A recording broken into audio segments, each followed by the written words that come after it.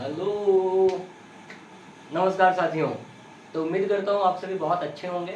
और आज मैं आ चुका हूँ लाइट सीरीज का छठा लेक्चर लेकर। ठीक है, तो ये 6 लेक्चर है। तो बाकी के अभी तक के 5 लेक्चर्स में हमने पूरा रिफ्लेक्शन कवर कर लिया है।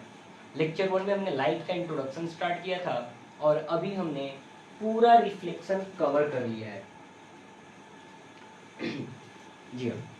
तो जैसा कि मैं आपको बताया था कि लाइट जब भी किसी मीडियम के साथ इंटरेक्ट करती है या किसी भी मटेरियल के साथ इंटरेक्ट करती है तो वो 3 फेनोमेनन शो करती है। कौन कौन सा फेनोमेनन शो करती है? एक तो रिफ्लेक्शन होता है, दूसरा एब्जॉर्प्शन होता है और तीसरा ट्रांसमिशन होता है। रिफ्लेक्शन क्या होता है मेरे दोस्त? मान लो ये मटेरियल है, लाइट यहाँ से आई, इस पर इंसिडेंट हुई तो ये वापस उसी मीडियम में चली जाएगी। इसको क्या बोलते हैं? रिफ्लेक्शन। दूसरा एब्जॉर्प्शन होता है। एब्जॉर्प्शन क्या होता है कि लाइट इस पे पड़ी, इस मटेरियल ने लाइट को एब्जॉर्ब कर लिया। ठीक है, मान लो कि कुछ लाइट पड़ा, कुछ रिफ्लेक्ट हो गया और कुछ क्या हो गया? एब्जॉर्ब हो गया। तो ये हुआ एब्जॉर्प्शन। तीसरा फेनोमेनन कौन सा शो होता है? तीसरा फेनोमेनन है ट्रांसमिशन। ट्रांसमिशन का मतलब क्या होता है? लाइट इस पे पड़ा, कुछ एब्जॉर्ब हुआ, कुछ रिफ्लेक्ट हुआ और कुछ इस मीडियम से आगे निकल जाएगा। उसको क्या बोलते हैं? ट्रांसमिशन। ठीक है, तो ये 3 फेनोमेनन होते हैं। तो रिफ्लेक्शन के बारे में हमने पढ़ लिया है। एब्जॉर्प्शन का फील आपको पता चल रहा है कि एब्जॉर्प्शन क्या होता है? लाइट जो मटेरियल जिसने लाइट को एब्जॉर्ब कर लिया है। तीसरा है ट्रांसमिशन। अब आज हम उसी ट्रांसमिशन को पढ़ने वाले हैं कि ट्रांसमिशन क्या होता है। तो ट्रांसमिशन में एक फेनोमेनन आता है जिसका नाम है रिफ्रैक्शन। क्या है दोस्त? रिफ्रैक्शन। ठीक है, तो चलो हम रिफ्रैक्शन की बात कर लेते हैं पहले कि लाइट का रिफ्रैक्शन होता क्या है। Refraction of light. ठीक है, चलिए लाइट के रिफ्रैक्शन को पहले तो हम समझते हैं आज की ये रिफ्रैक्शन क्या होता है। मान लो कि ये कोई मीडियम है। ये क्या है? मीडियम है। ठीक है, ये एक मीडियम है और ये एयर है और इस मीडियम को मैं वाटर कह देना ज्यादा पसंद कर रहा हूं। ठीक है ना? तो ये एयर है और ये क्या है? वाटर है। तो जब भी लाइट इस मीडियम से चली, लाइट इस मीडियम से यहां चली, तो जब लाइट इस मीडियम से चली तो एक यहां पर लाइन है, ये लाइन आपको दिख रहा होगा, जो दोनों मीडियम को क्या कर रहा है? अलग अलग कर रहा है। दोनों मीडियम को क्या कर रहा है दोस्त? अलग अलग कर रहा है। तो ऐसा इमेजिनरी लाइन जो दोनों मीडियम को डिफरेंशिएट करे उसको हम क्या बोलते हैं? इंटरफेस। ये क्या है दोस्त? ये है हमारा इंटरफेस। तो इंटर समझना क्या होता है? एक इमेजिनरी लाइन, एक ऐसा लेवल जिसके ऊपर एयर है और नीचे पानी है, बस उसको हम क्या बोलेंगे? इंटरफेस बोल देंगे। चलो आगे की बात करते हैं। अब जब लाइट इस इंटरफेस पे पड़ी तो जिस पॉइंट पर लाइट पड़ रही है उस पॉइंट पर आपको क्या करना है दोस्त? उस पॉइंट पर आपको क्या करना है? एक नॉर्मल ड्रॉ करना है। तो ये क्या है? ये है नॉर्मल। जिस पॉइंट पर लाइट पर इंसिडेंट हो रहा है उस पॉइंट पर आपको नॉर्मल ड्रॉ करना है। नॉर्मल का मतलब क्या होता है? सरफेस के परपेंडिकुलर। अब जिस एंगल पर लाइट पड़ रहा है उस एंगल को आप बोल दो आई। क्या बोल दोगे दोस्त? आई। ठीक है, तो ये एंगल क्या हो गया? आई। अब आई क्या है? ये एंगल ऑफ इंसिडेंस बोलते हैं इसको। क्या बोलते हैं? Angle of incidence. अब इस नॉर्मल को नीचे पानी में भी एक्सटेंड कर लो। तो लाइट पहले कहां है? एयर में। अब लाइट कहां आया? वाटर में। तो जो ही दोनों का मीडियम चेंज होता है लाइट क्या होता है? बेंड कर जाता है। बेंड मतलब मुड़ जाता है। जो ही मीडियम चेंज हुआ लाइट मुड़ जाएगी। ऐसे क्या होगी? लाइट मुड़ जाएगी। अब इस रे को क्या बोलेंगे हम? जो रे का रिफ्रैक्शन हुआ है, इस बेंडिंग ऑफ लाइट को क्या बोलते हैं? रिफ्रैक्शन। जिस रे का रिफ्रैक्शन हुआ है उसको हम क्या बोलते हैं दोस्त? रिफ्रैक्टेड रे। क्या बोलते हैं? रिफ्रैक्टेड रे।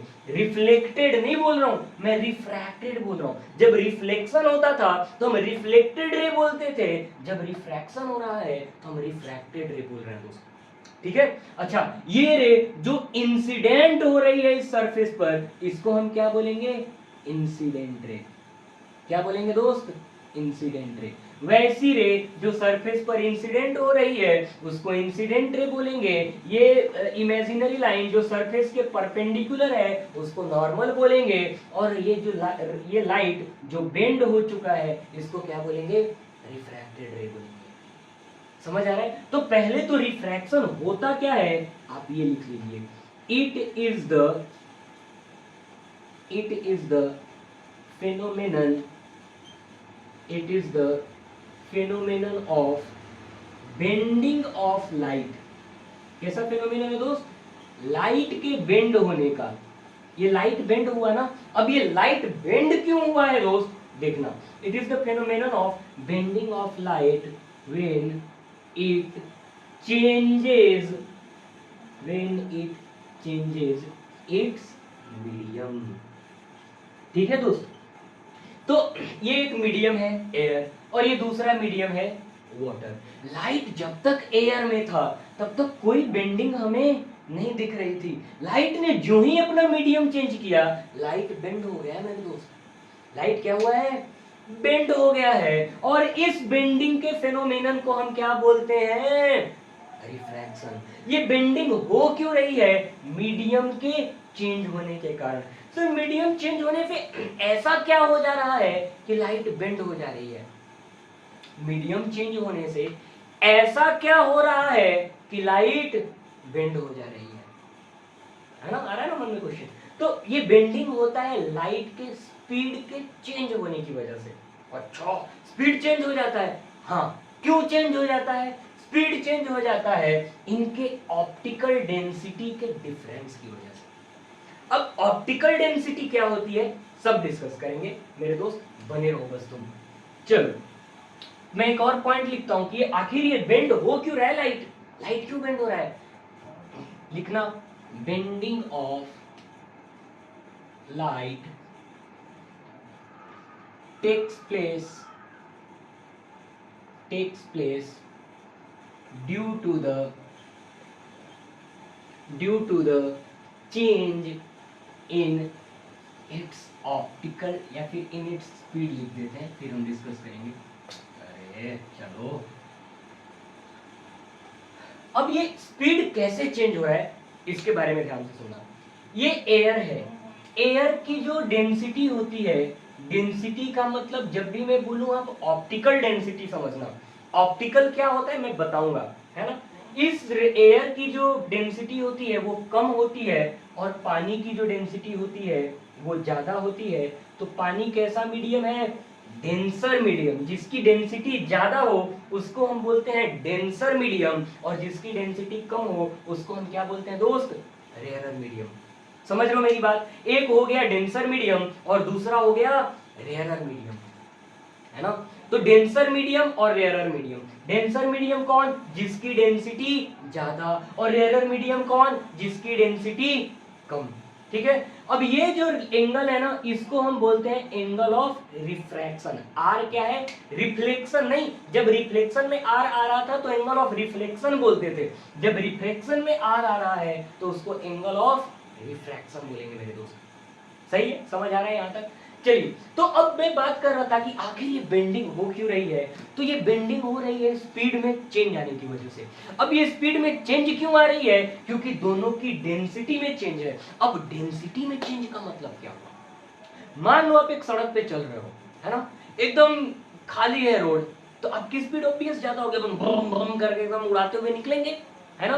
लेकिन अगर कभी बहुत सारी गाड़ियां आ गई सड़क पे, भीड़ हो गया, भसड़ हो गया, तो क्या आप उसी स्पीड से चलोगे, नहीं। क्या स्पीड स्लो होगी, हाँ भाई स्पीड तो स्लो हो जाएगी। तो जब आप खाली रोड पे चलते हो तो आपकी स्पीड ज्यादा होती है, क्यों, क्योंकि रोड पे डेंसिटी, व्हीकल्स की डेंसिटी, रोड पे व्हीकल्स की डेंसिटी कम है। तो जब व्हीकल्स की डेंसिटी कम है तो हम क्या करते हैं, तेज भागते हैं, और जो ही व्हीकल्स की डेंसिटी ज्यादा हो जाती है वैसे ही हम क्या करते हैं, स्लो हो जाते हैं। वैसे ही ये जो वाटर है, वाटर में ढेर सारे मॉलिक्यूल्स हैं, और एयर में मॉलिक्यूल्स का, वाटर के कंपैरिजन में मॉलिक्यूल्स क्या हैं, कम है। तो जब यहाँ चल रहा है तो कम मॉलिक्यूल्स हैं, तो कम बाधा तो तेज भाग रहा है। जो ही ये वाटर में आता है, वाटर में ढेर सारे मॉलिक्यूल्स होते हैं और लाइट को रोकते हैं, रुक जाओ। अब लाइट इधर टकरा रहा है, उधर टकरा रहा है, टकराते हुए जाएगा सारे मॉलिक्यूल से। और जब लाइट टकराते हुए जाता है तो इसकी स्पीड क्या हो जाती है? स्लो हो जाती है। और स्पीड स्लो होने की वजह से ये लाइट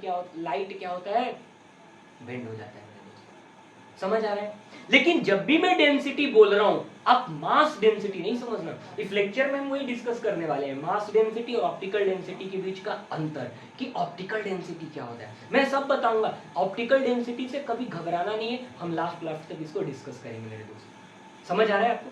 चलो, यहां तक की बात मेरे ख्याल से आपको समझ आ रही होगी। तो bending of light takes place due to the change in its speed. अब मैं लॉज ऑफ रिफ्रैक्शन आपको बताना चाह रहा हूं कि लॉ क्या है ना। बिल्कुल जैसे उसके दो लॉ थे रिफ्लेक्शन के, उसी तरह से इसके भी दो लॉ हैं। चलो उसको भी हम डिस्कस कर लेते हैं। थोड़ी सी मेरी आवाज अलग आ रही होगी क्योंकि बहुत ज्यादा चीख और चिल्ला के आया हूं, तो मेरा आवाज थोड़ा सा अलग हो गया है। चलो अब मैं लॉज की बात कर रहा हूं। जैसे हमने डिस्कस किया था ना लॉज ऑफ रिफ्लेक्शन, उसी तरह हम बात कर रहे हैं लॉज ऑफ रिफ्रैक्शन। ये जो पहला लॉ है, ये पहला लॉ क्या कहता है कि इंसिडेंट रे रिफ्रैक्टेड रे, ध्यान रखना रिफ्लेक्टेड नहीं है, क्या है? Refracted ray and normal lies in the same plane. ठीक है? इंसिडेंट रे, रिफ्रैक्टेड रे और नॉर्मल तीनों ही सेम प्लेन में लाई करती हैं। जैसे अगर मैं इस नोटबुक से लेके एग्जांपल दूं आपको, तो ये एक क्या है? प्लेन है। अगर इंसिडेंट रे ऐसे पड़ रही है तो नॉर्मल रे इधर होगी और रिफ्रैक्टेड रे इधर होगी। दोनों तीनों क्या करेंगे? इसी प्लेन में लाई करेंगे। ऐसा कभी नहीं होगा कि इंसिडेंट रे इधर है, नॉर्मल इधर है और रिफ्रैक्टेड रे इधर चली जाए, कभी नहीं। हमेशा तीनों क्या करेंगी? सेम प्लेन में लाई करेंगी। चलो दोस्तों, अब दूसरी बात करते हैं, दूसरे लॉ की बात करते हैं। दूसरा लॉ क्या कहता है कि जो इंसिडेंट रे का साइन है ना, साइन ऑफ इंसिडेंट रे, मैं थोड़ा वीडियो देख लूं, चंगा सी। चलो दोस्तों, तो एकदम बढ़िया आ रहा है वीडियो। चलो, तो ये पहला लॉ हो गया। दूसरा लॉ जो है उसको हम स्नेल्स लॉ भी बोलते हैं। क्या बोलते हैं? Snell's law. स्नेल एक साइंटिस्ट थे, उनने ये लॉ दिया है, इसलिए इसका नाम है स्नेल्स लॉ। तो अब ये लॉ क्या कहता है कि ये जो इंसिडेंट रे है ना, ये जो इंसिडेंट रे है उसका साइन और ये जो रिफ्रैक्टेड रे है उसका साइन, इन दोनों का जब रेशियो आप लोगे ना तो वो कांस्टेंट रहने वाला है। मतलब आपने एक बार इंसिडेंट रे 30 डिग्री लिया तो कुछ रिफ्रैक्टेड रे आया, रिफ्रैक्टेड एंगल आया होगा।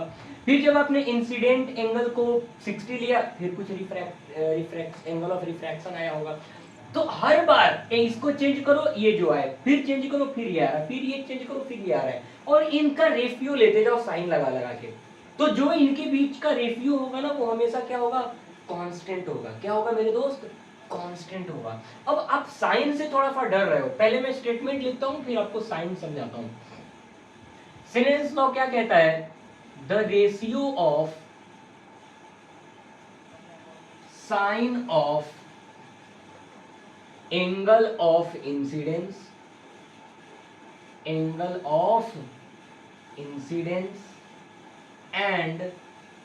द रेशियो ऑफ साइन को आप चाहो तो SINE लिख लो, sine of angle of refraction is constant. क्या होता है? कांस्टेंट होता है। कौन कौन कांस्टेंट होता है? इस एंगल ऑफ इंसिडेंस का साइन और एंगल ऑफ रिफ्रैक्शन का साइन, इनका जो रेशियो होता है वो क्या होता है? कांस्टेंट होता है। अभी नहीं समझ आ रहा है? चिल करो, 2 मिनट रुको, सब समझ आएगा। अब ये जो कांस्टेंट आ रहा है ना, इस कांस्टेंट को हम क्या बोलते हैं? दिस कांस्टेंट इज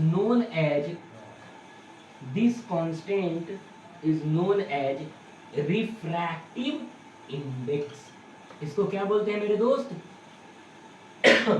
इसको हम बोलते हैं रिफ्रैक्टिव इंसिडेंस। अच्छा, ये एंगल आई है, ये एंगल आई का साइन, तो sine of angle i upon ये एंगल ऑफ इंसिडेंस का साइन, एंगल ऑफ रिफ्रैक्शन का sine, sine of angle r. इन दोनों का रेशियो क्या होता है? कांस्टेंट होता है, और ये कांस्टेंट किसके बराबर होता है? म्यू के। इसको क्या पढ़ते हैं मेरे दोस्त? इसको हम पढ़ते हैं म्यू। ठीक है, क्या पढ़ते हैं? म्यू। ग्रीक अल्फाबेट है, म्यू पढ़ते हैं। तो और ये म्यू है क्या? और ये जो म्यू है वो है रिफ्रैक्टिव इंडेक्स। क्या है? Refractive index. समझ आ रहा है आपको? कोई दिक्कत हो तो बताओ, पक्की बात? चलो, तो फिर से अब ये साइन क्या होता है? तो जब आप ट्रिग्नोमेट्री पढ़ोगे 10th क्लास में, अभी थोड़ा सा बस ऐसे ही थोड़ा सा वो झेल लो कि हाँ साइन कुछ होता है। जब आप ट्रिग्नोमेट्री पढ़ोगे तो आप साइन, कॉस, टैन, कॉट सब पढ़ोगे, कॉसेक, सेक सब पढ़ोगे, है ना? तो अभी थोड़ा सा इसको समझो, डाइजेस्ट करो, और मैं कुछ वैल्यूज बता देता हूँ, साइन की स्पेसिफिक वैल्यूज बता देता हूँ कि साइन का अलग अलग वैल्यू क्या होता है, अलग अलग एंगल पे साइन की वैल्यू क्या होती है। तो जब भी आपको साइन 0 दिया जाए, साइन 0 डिग्री, तो ये क्या हो जाता है? 0। जब आपको साइन 30 डिग्री दिया जाए तो ये क्या हो जाता है? साइन 30 की वैल्यू कितनी होती है मेरे दोस्त? ये हो जाती है 1/2। जब आपसे साइन 45 डिग्री पूछ दिया जाए तो ये होता है 1/√2। अगर आपसे साइन 60 डिग्री पूछ दिया जाए तो ये हो जाता है, मान लो ये एंगल ऑफ इंसिडेंस 60 डिग्री है, तो यहाँ साइन 60 कितना हो जाएगा? ये हो जाएगा √3/2। अब मान लो एंगल ऑफ रिफ्रैक्शन कभी किसी क्वेश्चन में आ गया 90 डिग्री, तो साइन 90 डिग्री की वैल्यू कितनी हो जाती है? आपको साइन यहाँ 90 डिग्री दिखेगा तो आपको सीधा सीधा क्या पुट कर देना है? 1। 60 डिग्री मिलेगा तो हमेशा पुट कर देना है √3। अगर साइन 45 मिल रहा है तो पुट कर देना है 1/√2। अब आपके मन में आ रहा होगा 15 डिग्री आ जाएगा तो क्या करेंगे? साइन 15 डिग्री आ जाएगा तो क्या करेंगे? तो वो सब हम न्यूमेरिकल्स में समझेंगे, है ना? न्यूमेरिकल्स में समझेंगे। हालांकि 15 कभी आपसे पूछा नहीं जाएगा। इन केस कभी कुछ ऐसा आ जाता है तो ज्यादा लोड लेने की बात नहीं है, हम न्यूमेरिकल करेंगे, वहां पर ज्यादा समझेंगे, ठीक है? लेकिन इतना विश्वास रखो कि बहुत कम चांस है कि आएगा, है ना? लेकिन हम करेंगे, फिर भी करेंगे, ठीक है? तो ये सारी चीजें आपको समझ आ रही होंगी। मैं एक बार फिर से लॉ समझा देता हूँ। पहला लॉ क्या था कि इंसिडेंट रे, रिफ्रैक्टेड रे और नॉर्मल तीनों एक प्लेन पे लाई करेंगी। दूसरा लॉ क्या था? Snell's law. स्नेल्स लॉ क्या कहता है कि sine i upon sine r is equal to refractive index, है ना? जब भी, अच्छा रिफ्रैक्टिव इंडेक्स क्या होता है? रिफ्रैक्टिव इंडेक्स क्या होता है? अगले लेक्चर में हम रिफ्रैक्टिव इंडेक्स की बात करेंगे। रिफ्रैक्टिव इंडेक्स किसी भी मीडियम की ऑप्टिकल डेंसिटी को डिसाइड करता है। आखिर ये वाला मीडियम इससे डेंसर है तो कितना डेंसर है? कितना डेंस है? 1.5 टाइम्स, 2 टाइम्स, 3 टाइम्स, है ना? कुछ तो होगा। कितना डेंसर है तो हमें कैसे पता चलेगा? रिफ्रैक्टिव इंडेक्स से। हम अगले लेक्चर में इसके बारे में बात करने वाले हैं। तो ये लॉ याद रखना। लॉ क्या कहता है? The ratio of sine of angle of incidence and the ratio and sine of angle of refraction is constant and this constant is known as refractive index. समझ रहे हो मेरी बात को? कोई दिक्कत है तो बोलो, पक्की बात? चलो आगे बढ़ते हैं दोस्तों, आगे बढ़ते हैं। अब मैं आता हूं ऑप्टिकल डेंसिटी और मास डेंसिटी के ऊपर, है ना? ऑप्टिकल डेंसिटी और मास डेंसिटी के ऊपर बहुत ध्यान से समझना। चला जाता हूं किसी की धुन में, धड़कते दिल के तराने लिए,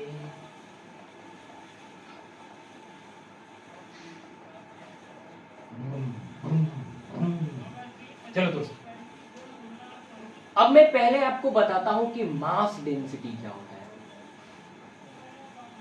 मास डेंसिटी क्या होता है, बहुत ध्यान से सुनना।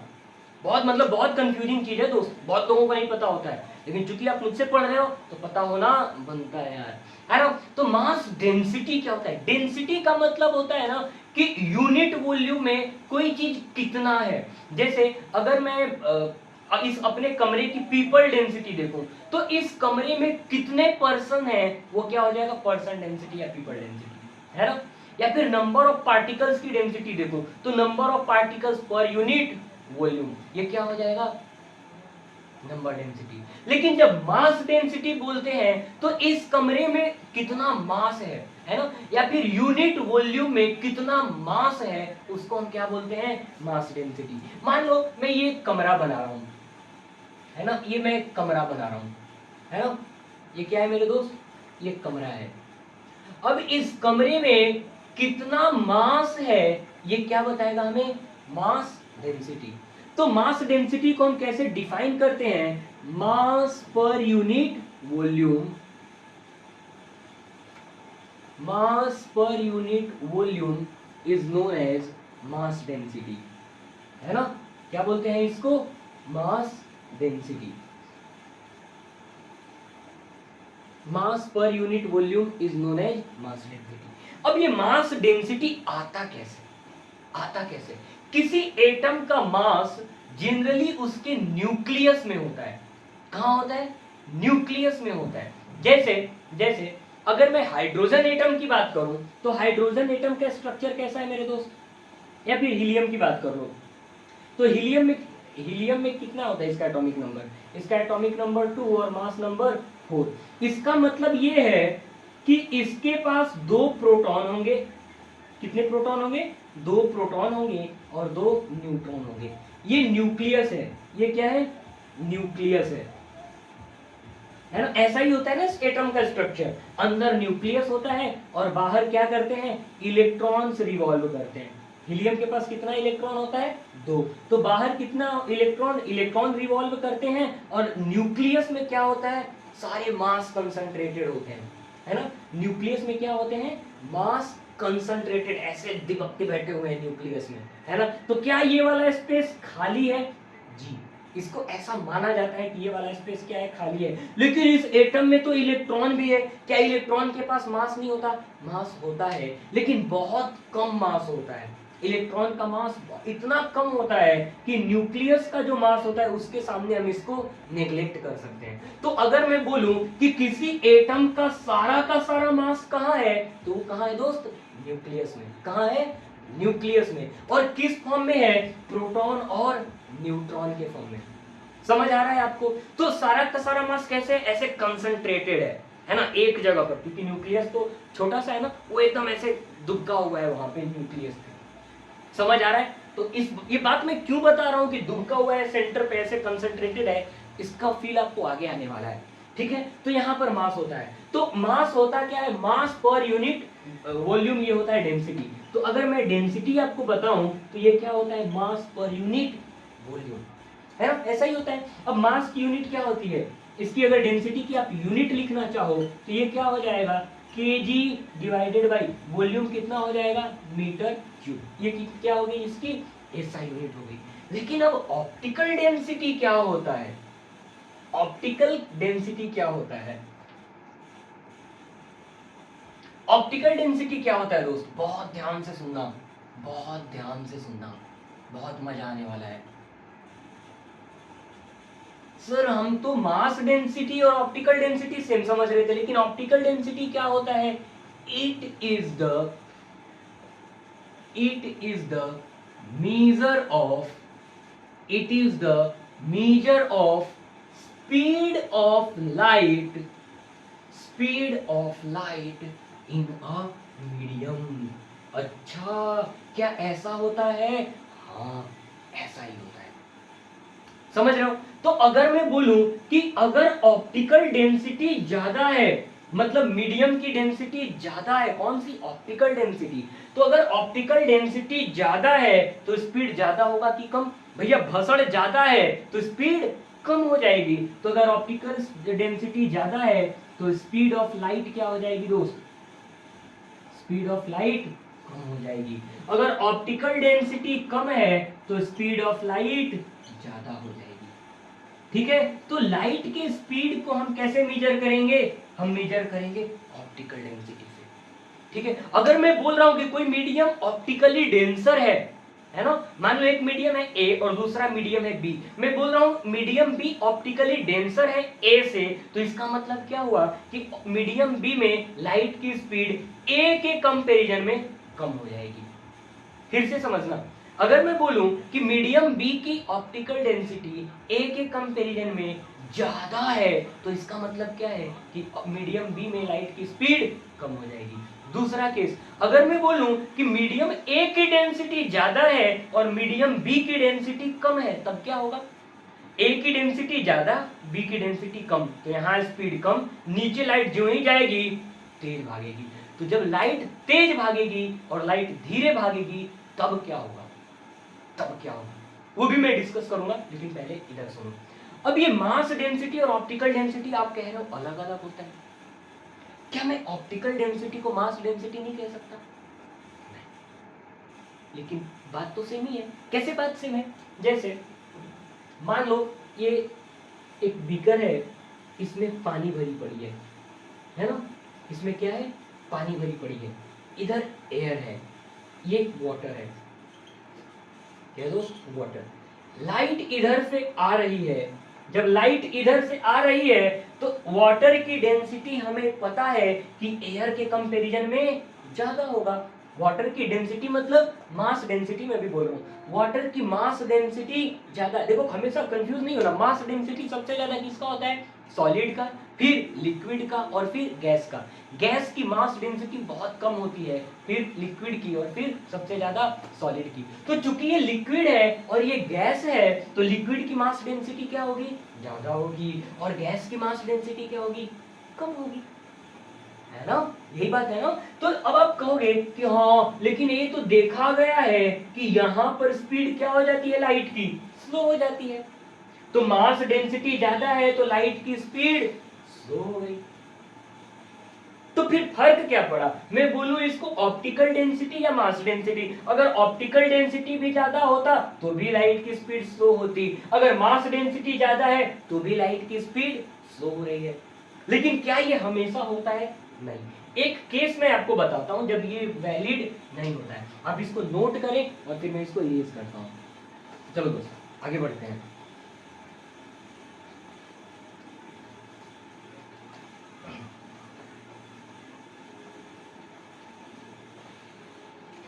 आगे बढ़ते हैं, एक एग्जांपल लेता हूं मैं, है ना? ये मेरे दोस्त इंटरफेस है और इधर क्या है? वाटर, ठीक है। अब आप देखोगे तो अगर ये वाटर है और इसके ऊपर मैं डाल देता हूं केरोसिन, तो जो ही आप केरोसिन डालोगे तो अब बताओ केरोसिन पानी के ऊपर रहता है या नीचे रहता है? केरोसिन पानी के ऊपर रहता है या नीचे रहता है? तो जब भी आप पानी के ऊपर केरोसिन डालोगे ना, तो केरोसिन हमेशा पानी के ऊपर रहता है। तो अगर केरोसिन पानी के ऊपर है, इसका मतलब इसकी मास डेंसिटी कम है। आर्किमिडीज प्रिंसिपल याद करो, क्लास 9 में हमने पढ़ा था। हाँ? इसमें अगर केरोसिन ऊपर है यानी कि इसका मास डेंसिटी कम है। जिसका डेंसिटी कम होता है वो ऊपर रहता है, जिसका डेंसिटी ज्यादा होता है वो नीचे रहता है। तो इसका डेंसिटी कम है और इसका डेंसिटी ज्यादा है, तो इस पॉइंट को हम लिखते हैं मास या फिर मास density, mass density of kerosene is less than the mass density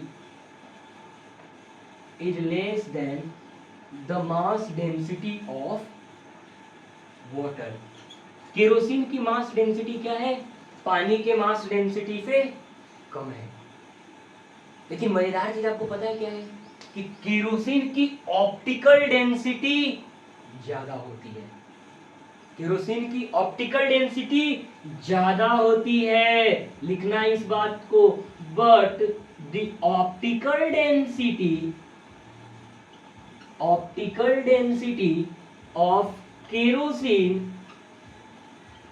kerosene is more than water. Is more than water. समझना इस बात को, केरोसिन की मास डेंसिटी तो कम है लेकिन इसकी ऑप्टिकल डेंसिटी ज्यादा है। किससे? वाटर से। मतलब लाइट की स्पीड यहां पर क्या होगी?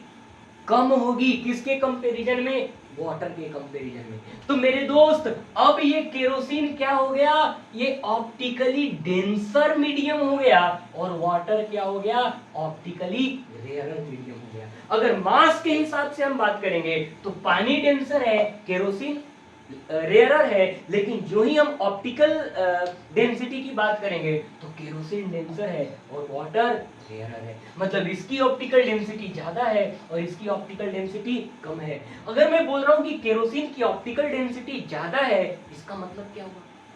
इसका मतलब हुआ कि लाइट की स्पीड इसमें स्लो होगी, लाइट की स्पीड इस मीडियम में स्लो होगी और इस मीडियम में फास्ट हो जाएगी। अरे अरे अरे अरे, आपने तो बताया था कि इधर मुड़ रहा था, अभी इसमें इधर क्यों मुड़ गया? देखना, इस चीज को समझना।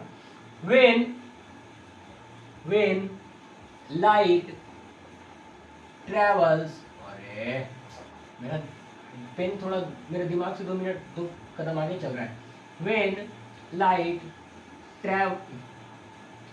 travels from rarer to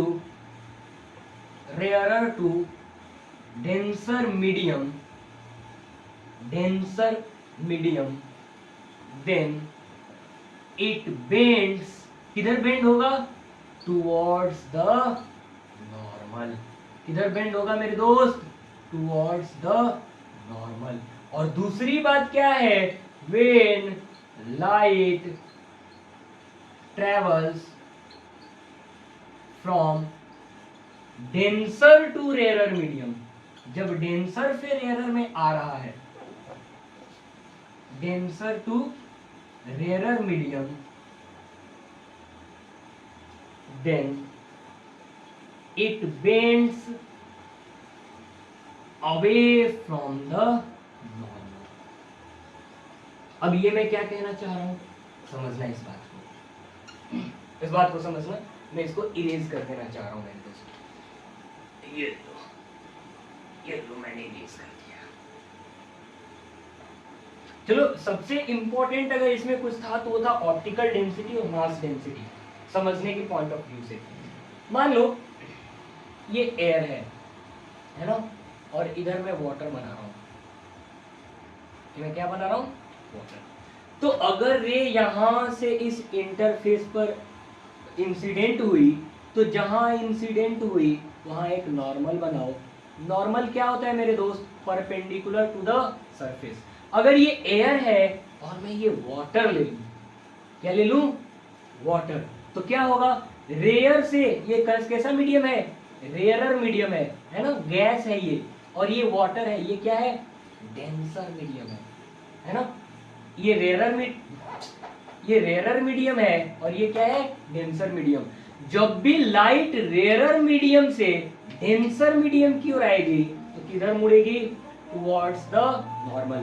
इसको जाना ऐसे था लेकिन ये लाइट क्या हुई? शिफ्ट हो गई, और ये वाला एंगल नॉर्मल से इंसिडेंट रे का एंगल ऑफ इंसिडेंस कहलाता है, और नॉर्मल से ये वाला नहीं दोस्त, या ये वाला नहीं, नॉर्मल से रिफ्रैक्टेड रे का एंगल ऑफ रिफ्रैक्शन कहलाता है। तो लाइट किधर बेंड हुई? Towards the normal. अगर मैं इस केस को उल्टा करूं, लाइट इधर से जा रही है, लाइट ऐसे गई, मतलब डेंसर मीडियम से रेयरर की ओर जा रही है, तो इस पॉइंट पर इंसिडेंट हो रहा है, तो यहाँ पर क्या बनाओ? एक नॉर्मल। ये वाला क्या होगा? Angle of incidence. अब रे किधर जाएगी? अब रे जाएगी अवे फ्रॉम द नॉर्मल। इस रे को निकलना था ऐसे, लेकिन ये बेंड हो गई नॉर्मल से दूर। ठीक है, एक एग्जांपल और ले लेते हैं। ये इंटरफेस है, नीचे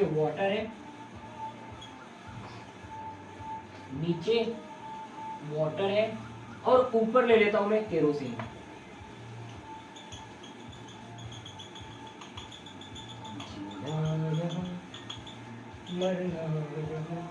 ये क्या है मेरे दोस्त?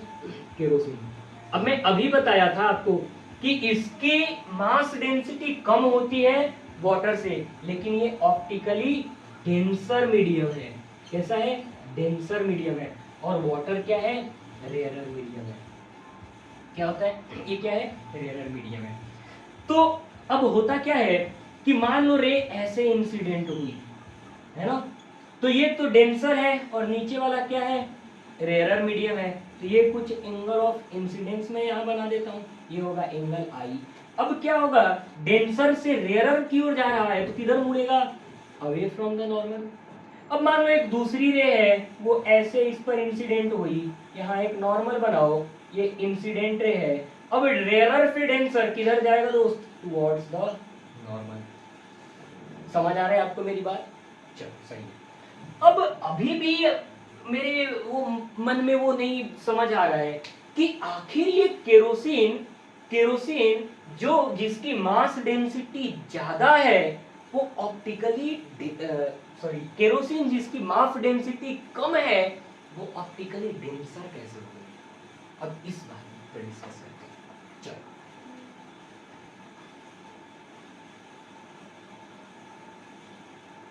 जीना यहाँ मरना यहाँ, इसके सिवा जाना कहाँ।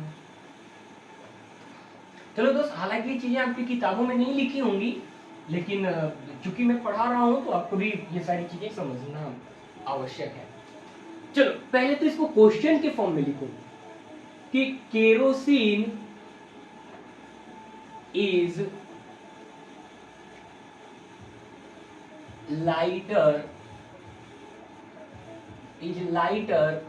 than water in terms of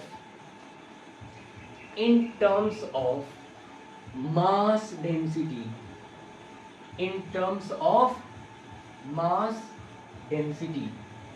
but why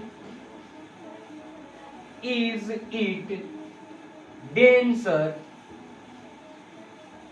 than water in terms of optical density?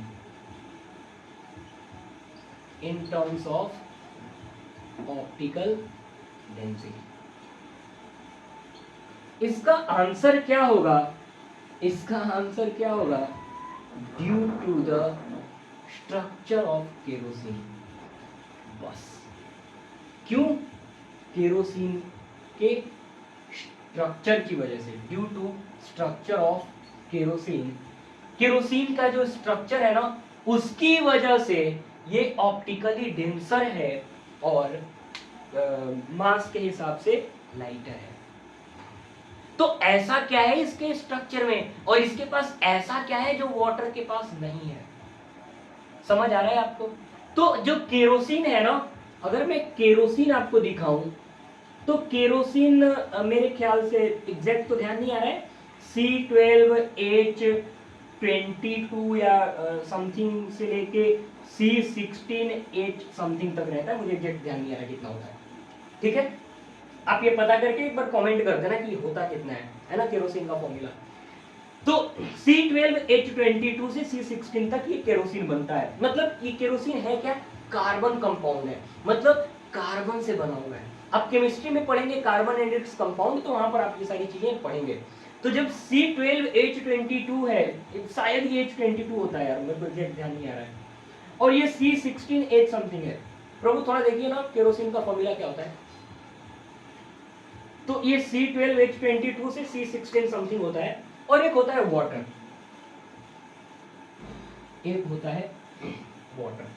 Water का फॉर्मूला क्या होता है?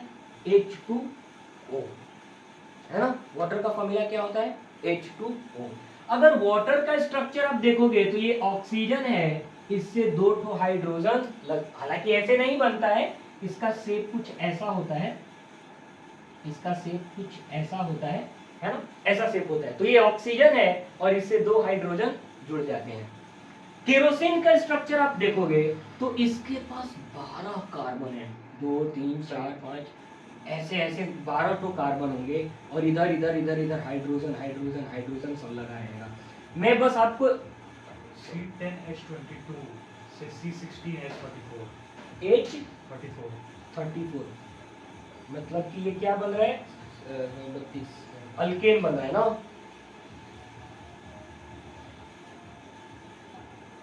ठीक है, तो इसका फॉर्मूला कुछ अगर देखो तो CnH2n+2 बन रहा है ना। अगर C को हम 16, N को 16 लेते हैं तो ये 32 और 2 34 बन रहा है, तो ये अल्केन का फॉर्मूला होता है। ये सब मैं क्या बोल रहा हूँ, कैसी कैसी बातें हो रही हैं मेरे दोस्त, लोड मत लेना, ये सब तुम पढ़ोगे कार्बन एंड इट्स कंपाउंड्स में, ठीक है ना। बिल्कुल चिंता मत करना, मैं जो बताना चाह रहा हूँ ना वो बस छोटी सी बात है, बस छोटी सी बात है, मैं क्या बता रहा हूँ उस पर ध्यान देना। तो केरोसिन का फॉर्मूला कुछ ऐसे बड़ा सा फॉर्मूला बन रहा है, ऐसे 12 कार्बन होंगे और वाटर का इतना सा इसका साइज है, और केरोसिन का इतना बड़ा, समझ रहे हो। अब जब लाइट आती है तो ये तो वाटर छोटा सा मॉलिक्यूल है, लाइट क्या किया, हाँ बेशक एक ट्यूब, एक कंटेनर ले लो, एक कंटेनर ले लो, उसमें अगर आप एक लीटर पानी ले लेते हो, है ना, क्या ले लेते हो, 1 लीटर पानी ले लेते हो, और दूसरा कंटेनर लो, उसमें 1 लीटर केरोसिन ले लो। अब होता क्या है कि पानी के मॉलिक्यूल्स छोटे छोटे हैं, ये देखो ना, ये मॉलिक्यूल क्या है, छोटा सा है, फिर दूसरे मॉलिक्यूल छोटे छोटे से, तो जब लाइट आता है ना तो इन मॉलिक्यूल्स के साथ ज्यादा इंटरेक्ट नहीं कर पाता है, तो जब ज्यादा इंटरेक्ट नहीं कर पाता है या फिर केरोसिन के कंपेरिजन में कम इंटरेक्ट करता है ना, केरोसिन के कंपेरिजन में कम इंटरेक्ट करता है, तो लाइट आया, उसको ज्यादा केरोसिन के कंपैरिजन में वाटर में कम हिंड्रेंस फील हो रहा है, कम बाधा फील हो रही है, तो वो क्या किया, स्पीड कम हुआ, लेकिन केरोसिन के कंपैरिजन में थोड़ा कम हुआ है। केरोसिन क्या है, केरोसिन के बड़े बड़े स्ट्रक्चर है, देखो बड़ा बड़ा एक एटम, एक मॉलिक्यूल इतना इतना बड़ा है, केरोसिन के बड़े बड़े मॉलिक्यूल्स है। अब लाइट इधर जा रहा है तो भी वो रोक रहे हैं, उधर जा रहा है तो भी वो रोक रहे हैं, उधर जा रहा है तो भी वो रोक रहे हैं, तो केरोसिन क्या कर रहा है, लाइट को बहुत ज्यादा रोक रहा है, तो केरोसिन में लाइट और ज्यादा स्लो हो गया और पानी में थोड़ा कम स्लो हुआ था। तो चूंकि लाइट का स्पीड केरोसिन में ज्यादा स्लो हो रहा है और पानी में कम स्लो हो रहा है, इस वजह से केरोसिन ऑप्टिकली डेंसर है और लाइट ऑप्टिकली रेयरर है इन दोनों के कंपैरिजन में। अब इसको एक एनालॉजी से समझो, मान लो आप एक रोड पे जा रहे हो, है ना, एक रोड पे जा रहे हो, मान लो ये रोड है ना, मान लो ये क्या है, रोड है। इस रोड पर जब आप जा रहे हो तो ऐसे ऐसे पत्थर रखे हुए हैं, एक यहाँ एक यहाँ एक यहाँ, ये पत्थर का मतलब क्या है, ये हाइड्रोजन, ये वाटर के मॉलिक्यूल्स हैं, एक यहाँ एक यहाँ एक यहाँ एक यहाँ। आप यहाँ से बाइक से लेके निकल रहे हो, ये बाइक से आप यहाँ पे भाग रहे हो, तो जब आप भाग रहे हो तो आप बिल्कुल कोई ना कोई पत्थर आएगा बीच में, लेकिन उतना आपको हिंड्रेंस नहीं होगा, आप इधर उधर से निकल लोगे। लेकिन तब सोचो जब ढेर सारे ऐसे ऐसे ऐसे ऐसे फैले हुए हैं, क्या है, फैले हुए हैं मॉलिक्यूल्स, जब ढेर सारे मॉलिक्यूल्स फैले हुए हैं तो आपको क्या फील होगा, आपका स्पीड स्लो हो जाएगा, आपको धीरे धीरे जाना पड़ेगा। जब बाइक से जा रहे हो, एक बड़ा पत्थर पड़ा हुआ है रोड पे तो आप सट से निकल जाओगे, लेकिन छोटे छोटे छोटे छोटे पेबल्स यानी कि मार्बल या फिर छोटे छोटे पत्थर बिखरे हुए रोड पे, तब आपका स्पीड और स्लो हो जाएगा। बिल्कुल वैसा ही है, इसका मास बेशक वाटर से कम है, मास पर यूनिट वॉल्यूम, इसका केरोसिन का मास पर यूनिट वॉल्यूम पानी से कम है, लेकिन इसका स्ट्रक्चर इतना बड़ा है कि लाइट को क्या कर रहा है, रोक दे रहा है।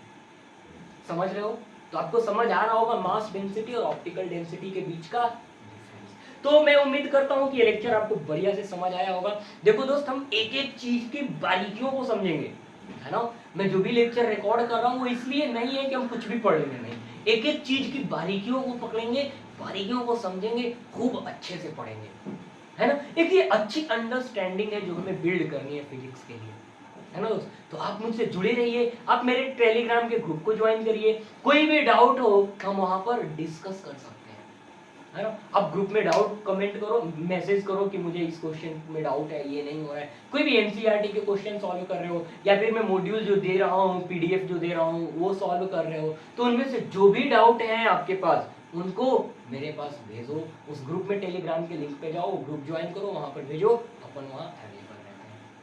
ठीक है दोस्त, तो आज के लिए इतना ही रखते हैं। आपने मुझे सुना, आपका बहुत बहुत आभार और धन्यवाद। हम फिर मिलते हैं अगली क्लास में। Thank you.